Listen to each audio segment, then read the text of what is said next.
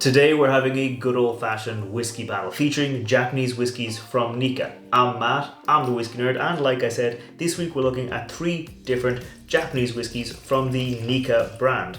And let me tell you a little bit more about them before I get them all into the glasses. This here is the Nikka Miyagikyo whiskey. It is a single malt whiskey from the Miyagikyo distillery. This one here that I'm pouring is the Yoichi and Taketsuru pure malt because it is not a single malt whiskey. It's in fact made up of that first whiskey from the Miyagikyo and this last whiskey here from the Yoichi distillery. This here, the Yoichi single malt, which is from, as you might imagine at this point, the Yoichi distillery. And these here are the kind of core Nikka whiskey malt product. So we've got the Miyagikyo distillery. I've got reviews of all 3 of these. I'll put links down below so you can check them out afterwards, but I'll give you a quick little run through. The Miyagikyo is Nikka's like lighter, softer, sweeter, fruitier single malt.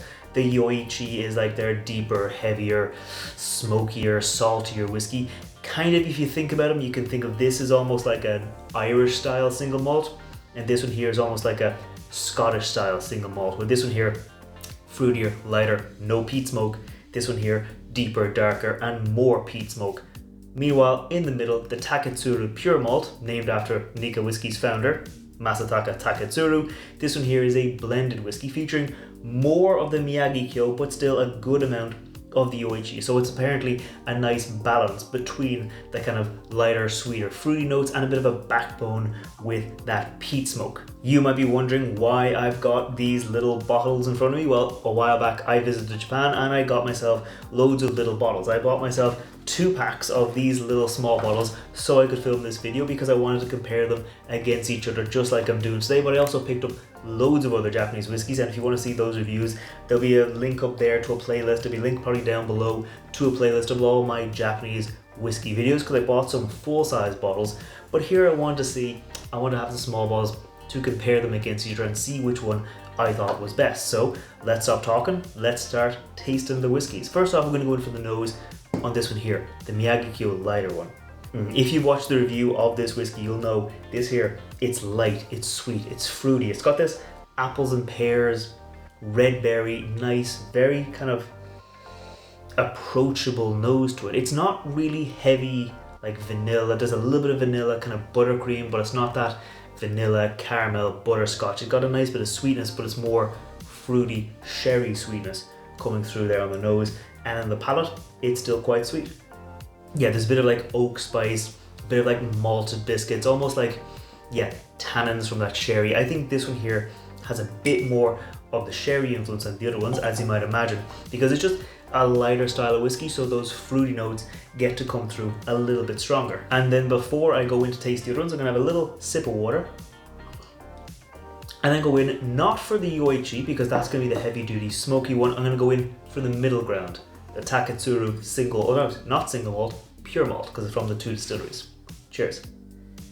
Yeah, this one here, like, it is kind of strange, like for me, when I tasted these, this one much more fruity, this one much more like bourbon cask influence, and this one here, which I'll get to in a minute, didn't really seem to know where it was going except for featuring that peat whiskey. But here, on the nose, it's very caramel, butterscotch. There's a little bit of fruitiness, maybe a little bit of like apples and pears and orchard fruits. There's a little bit of peat smoke, but definitely leading with that almost creamy bourbon cask influence. So going for the palate. Cheers. Yeah, much creamier, much richer, much denser. It actually, yeah, it feels like it is almost like creamy, almost like ice cream. I got this like sweet brown sugar, caramelized sugar, a bit of orchard fruits, but the bourbon cask with the caramel, the vanilla, that comes through, and I get this almost like, yeah, almost creamy, rich, almost honeyed, that kind of like almost thick, but not super thick and super strong, but it gives me that nice bourbon cask influence going through. So, bit of water, and then on to our third whiskey. Cheers. Okay, on the nose, yeah, peaty. It's not super smoky, but it's super peaty. I think that's kind of the note I get here as the biggest kind of note, because you've got this peat character, you got this herbal peat, you got this little bit of smoke, kind of a waft of smoke, but you got this herbal, botanical peat smoke backed up with like a little bit of like salty sea air, because this whiskey from, again, it's way up here on the north. It is a whiskey distillery by the seaside, so it gets a lot of like sea air, salt air, and it gets that kind of influence that goes through into the whiskey, and you get that salty sea air flavor coming through into the whiskey, and then that carries through into palate. You get this bit of sweetness, bit of lightness, and then you get a big hit of that, not smoky, but a bit of smoke, but that peaty character coming through. And then that's kind of it. Like, you do get a little bit of oak spice, bit of cinnamon spice, bit of ginger spice, but it is on the lighter side between those two whiskeys. Like these here, like I said, these ones, I think they knew what they were doing.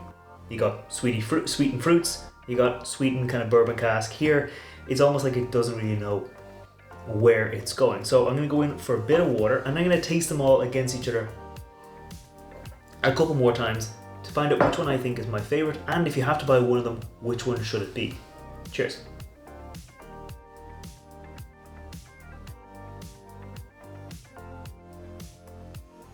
Okay, I think I have my ranking for where I'd put these three whiskies. But before I give you the ranking, if you're new here, scroll down, hit that thumbs up button, hit that subscribe button. I put out whiskey reviews, like the reviews of each of those three whiskies every Wednesday, and I put out cocktail recipes featuring whiskey every Friday. So if you want to see those, make sure you hit that thumbs up button, hit that subscribe button, and let me know down in the comments if you have any whiskies you think I should review in future, or if you have any ideas for videos like this, because on Mondays, every now and then, I put out videos like this where I compare whiskies against each other, or I pick out like some good whiskies for St. Patrick's Day or things like that. So let me know down in the comments. But now, as to my final rankings, it was pretty clear, I think, when I was tasting them just there going through the video.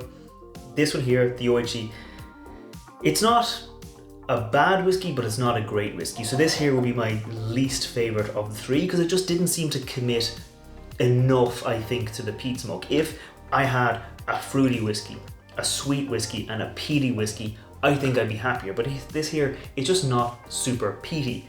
This one here, the Miyagikyo, quite nice, but I think it's a little bit wood notes. You get those peat note, those smoke with that fruity notes, you get those kind of flavors, and then you don't really get a lot else, and it's quite light.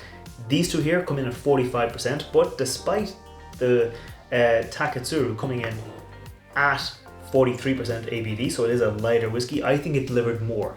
I had a richer, thicker, more caramelly note, and it was backed up. It had a lot of flavor. I had the vanilla, I had a bit of fruity notes, and I get a bit of like peat smoke, adding a contrast, adding a bit of a counterpoint. So I think on balance, it is a better whiskey. Like, it takes what's good about this whiskey, it takes what's good about this whiskey, and puts them together into a better whiskey. Now, I will say, it's a better whiskey. It's the best of the three whiskeys. I don't think it's a great whiskey. I mean, I think these are all fine whiskeys. I think if you can buy them in Japan at the recommended retail price, I think they're perfectly serviceable. I think they're perfectly fine. I've seen each of these, like a full-size bottle of these whiskeys, going for like 100, 110, 120 euro, which when you convert it to American dollars and you add like sales tax onto it, you're talking like $150, which can be insane. I think none of these whiskeys are worth that much. I think they're solid. I think they're fine. I think it's good to kind of see the core flavors from Nikka, because they do have skews. They've got different casks. They get different kind of aging mechanisms and ways they would age their whiskey cask. They might use Mizunara oak. So it's good to see like the basic bourbon sherry influence. You get a good flavor of it, but I don't think these whiskeys are worth the super high prices I've seen. Maybe in future, as Japanese whiskey is increasing in production, as they are catching up to demand, maybe we'll see prices come back down to more reasonable levels. But what I'm worried about is that kind of prices have been anchored. People are now expecting to pay high money for Japanese whiskey, and I don't think these whiskeys are really worth the price they're commanding. But who knows, maybe in future the prices will come down, or maybe you completely disagree with me and you think these whiskeys are absolutely worth about $150, about 120 euro. If you do think that, let me know in the comments below and I'll be happy to argue with you. But for me, for now, I'm going to keep enjoying my favourite of the three whiskeys. I'll probably enjoy these two later on, and I'll see you next time. Sláinte.